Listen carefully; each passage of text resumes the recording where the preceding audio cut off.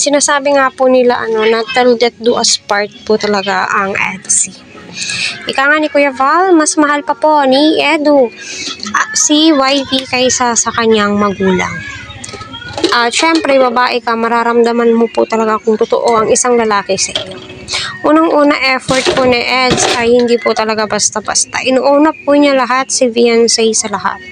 Sa ginawang paglaraos nga po sa pagiging ambasador nilang dalawa, ni Wifey, ni Kalinga Prab, Ma'am Jack, ay isinaad nga po doon ni Kalinga Prab na naunahan niya lamang po si Edong sumundo kay Viancé. At ayun, sinabihan niya si Eds na magkasama na nga po sila ni Viancé. Kasi nga po, nagbabalak po si Eds na sunduin niya nga po ito. O, diba?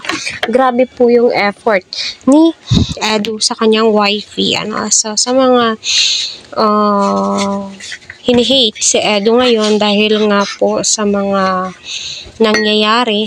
So, para sa akin, go lang po tayo ng go. Syempre, wag po natin isipin yung basher kasi sa ngayon, di po talaga maiiwasan yan. At my God, padami ng padami po yan sila. At minsan, nagre-recruit pa po yan.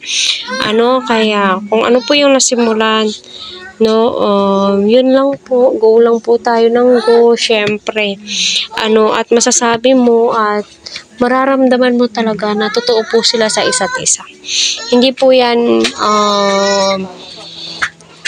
yan salita lang, kundi kita po natin sa gawa, sa oras, sa lahat ng mga efforts. Mararamdaman mo as supporters, diba? Ramdam mo na totoo po sila sa isa't isa.